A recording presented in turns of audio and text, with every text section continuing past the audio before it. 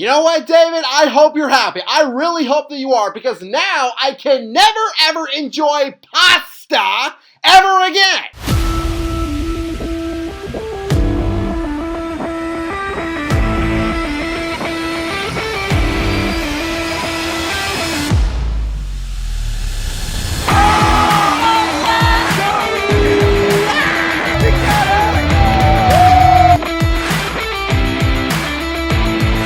What's up, everybody? Team Fanatic here. Hope you all are having a fantastic day, and welcome to another post-game reaction. In this one, I'm continuing my coverage of the Nashville Predators, and here in this game, we all witnessed it. The injustice of the NHL, the clear bias toward the Boston Bruins was on full display in this game. Predators lose to the Bruins 4-3 in overtime. And again, the injustice of it all. The disrespect to these Predators right here. We will get into all of it. But that is the overall theme, and that's what I want to start with in this game. The injustice of how this game ended. On how we were robbed from another point that could possibly help us gain ground in a very competitive Western Conference. Points are at a premium, folks. We are down the stretch. We are getting very close to the end of the regular season. And sooner rather than later, teams are going to start to make runs. Every point matters, and every game matters, and in this game, the referees took it away from us. So let's get into this thing. Coming into this game, the Predators, we needed another momentum boost. We lost 3 of our last 4, and as this game was taking place, we were, I believe, 3 points off from a playoff spot. As for the Bruins, they were coming off of a rough overtime loss to the Rangers. But the Bruins, despite that, have been red hot. 8-1-1 in their last 10 games. Tied for the second best record in the league this month. So both teams needing another momentum boost. In this first period, right off the bat, we already get a taste of what we have to deal with. Pastrnak to Geeky, that duo has been so deadly all year long. The opening minute, a centering pass by Pasti, and then thank goodness that Morgan missed the net right here. First 5 minutes, I want to say, Bruins, they had some good looks. They were, really starting off this game strong. So the last thing that I feel like we wanted to do was give them momentum. Give them another reason to score. Give them a man advantage. Well, we give them a man advantage, baby. Shea called for a cross-check, which is okay, here it is. This is Exhibit A of the injustice right here. If you look at that replay, come on! Are we not playing some NHL hockey here? What sport are we in? He just pushed him a little bit. But it's, of course, it's David Pastrnak. Of course, oh my goodness. The refs, they want to protect him. Come on, I know about this. Come on. David Pastrnak, big star in the league, original 6 team. I know what's going on here. The refs, baby, they wanted to protect him all night long. So, of course, Shea gets called for this penalty. And it really sucks because the Bruins coming into this game had the 3rd best power play in the league. Thankfully, we turned them away. And about midway through, we were starting to get some more shots, have more scoring opportunities. So, we could feel it. The momentum was starting to shift in our favor. But then at 13-16, Minson for Boston, he wins the draw. He finds Laurie, and then he gets it over to Lindholm. He shoots from the outside, and he scores on this. And I was looking at the replay. I'm going did this puck even hit anybody? No, this was just a good shot by him. And Boston, they score first. It's a crappy way to give up the first goal. And if you've seen my channel, if you've seen my reactions, you know that us giving up the first goal in a game, it has been well documented. But this just took it to a whole other level. This was now the 3rd consecutive game that we have given up a goal off of an offensive zone draw. Teams love those. They love those. They crave those. So Lindholm kicks off the scoring for Boston. And then in the second period, 2:48, Pastrnak, he is in the zone. My boy Roman Josi, one of the best defensemen in the league, he is right there. He is right on him, but he can't knock that puck out. And then David Pastrnak, with one hand, he finds Geekie, and he scores his 30th of the season. I wasn't lying about it, folks. That Pasti-Geekie duo, they have been just deadly as of late. And this one also sucks. You know what? All of the goals that Boston scored sucked. But what sucks about this one is that, how do you defend this? I mean, Roman Josi, he's doing almost everything right. He is right there. But David Pastrnak, with one hand, he makes this pass. It's like, how? How do you stop that? And the crappy part is, you can't. You can't stop it. And Boston, they were looking unstoppable. So here it was, right? We're down 2-0 against a very good Bruins team, and a team that I believe has only had 8 regulation home losses this season. That's who we are competing against right now. That's who we are down 2-0 as of right now. So we had to pick it up, but at this moment, we just could not take advantage in certain areas. And there were some cases where, like, it was self-inflicted right here. So, going back to the first period, Lindholm, he had a penalty at 13:27. So I was like, okay, we are getting on the power play. And then at 14:40, Forsberg, he gets called for a minor, so then it would become like a 4-on-4. That man advantage was taken away. Same thing here. In the second period, 5:45, Tanner Janelle, my former Pred right there, he has a minor for tripping Philip Forsberg, which, come on, Tanner, that's your former boy right there. Come on, where is the sympathy right there? So, again, we had a power play chance, but then at 7:12, Stamkos, he gets a penalty, and so that man advantage was taken away from us as well. I know that Boston, they were a very good team. They were going to have their chances. But when you have, a power play, when you have that chance, at least take some shots. Even if you don't score, it's still a chance to gain some momentum back. But when you have a penalty, and then it becomes like a 4-on-4, that opportunity to gain momentum back, it is missed. And it is missed in spades. Thankfully, Saros, he was able to make some great saves and keep us in it.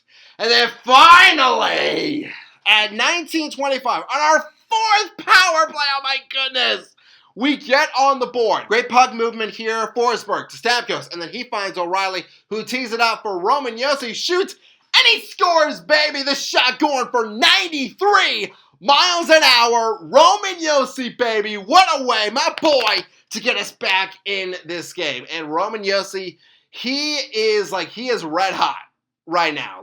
This is the Roman Josi that we all know and love, baby. Roman Josi has now scored 13 points in his last 8 games. He has been phenomenal. So, we have a chance now. We go to the third period. So once again, this theme of a lot of these penalties being called, it takes place again here. At 11:48, Asamont, sorry if I got that name wrong, and McCarron, they were both called for roughing. They exchanged some pleasantries after the whistle, and of course that drew a crowd. So it is a 4-on-4.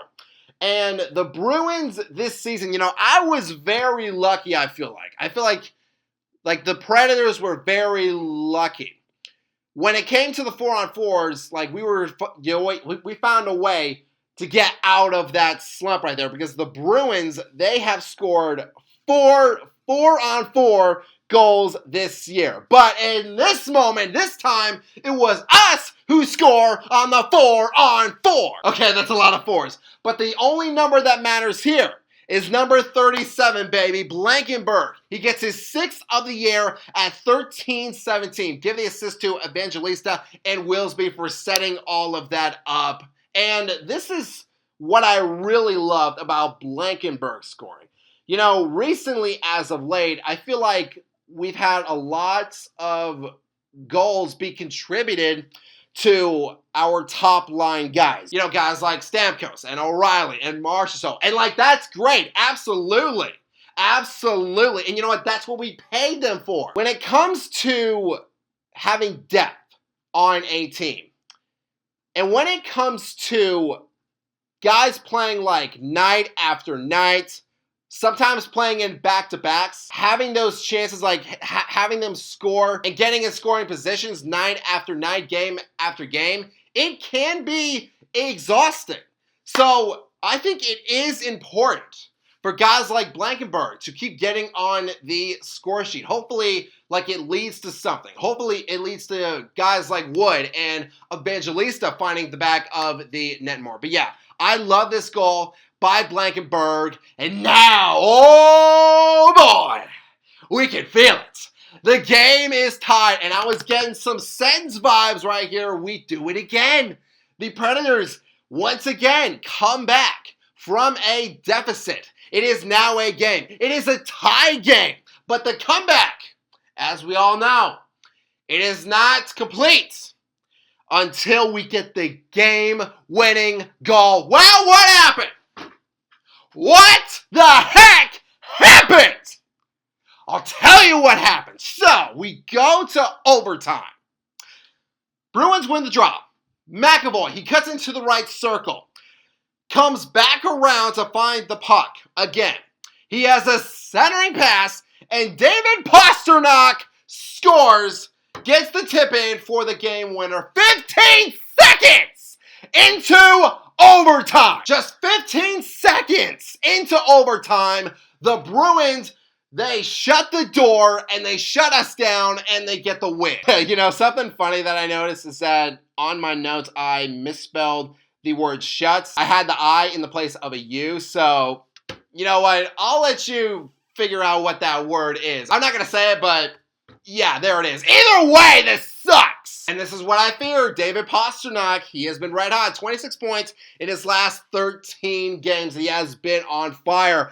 But with that being said, you know, I guess it is easy for him to get all these goals if they come in this fashion, because he ran into Saros. He was clearly in the blue paint. Yes, that puck came in right as he was in the blue paint. Could it have been called? Probably not. And Saros, did he have a chance to make like somewhat of a save? Sure.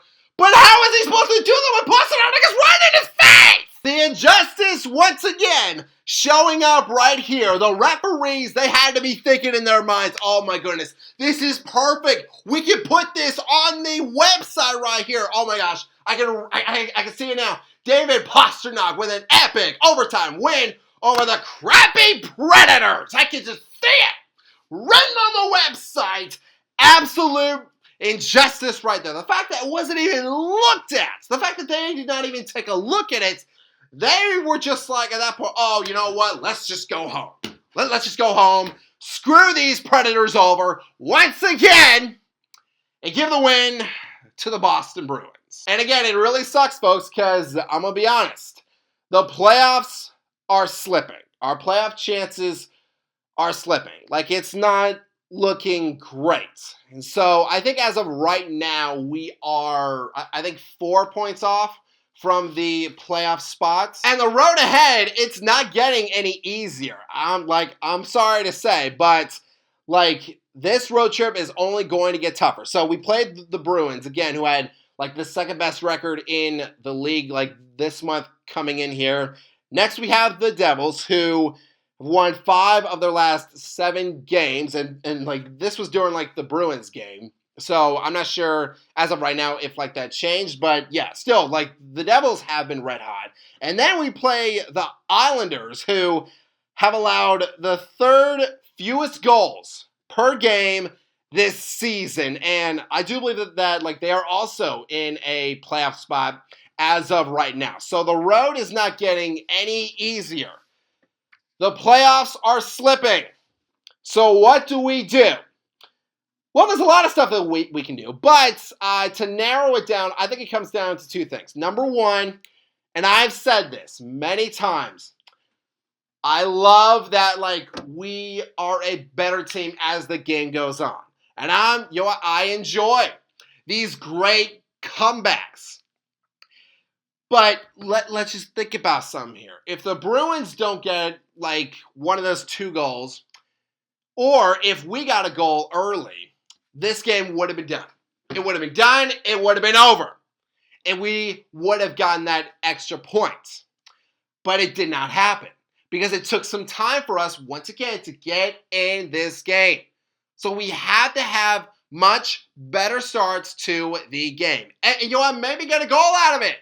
Who knows? It can have a huge impact for how the rest of that game turns out. And the second thing that I want to say, the second key for us, I feel like, is that if you look at our defense and what we have given up, I feel like defensively, we've given up a lot of shots from the slot. And the Bruins clearly in this game, like, they took advantage of that. They exploited that weakness, and that is on us. So I feel like that's something also that, like, we have to clean up. And I'm not talking about, like, like, we can wait till, like, next week to clean this up, or maybe in, like, a few days. No, we got to start cleaning this up now. Because if we do not, the playoffs are going to keep slipping and slipping away. And I do not want that to happen. I at least would like for us to have a chance to make the playoffs as we enter March and April. So we will see what happens. Hopefully we can improve in those areas, beat the Devils, and then get back on track. But then that is going to do it for this post-game reaction. Thank you all so much for watching. If you all enjoyed this video, hit that subscribe button, hit that bell, and you can join our Fanatic Army. And a honey salutes to all of you as always, and I hope that all of you have a fantastic day. Go pray!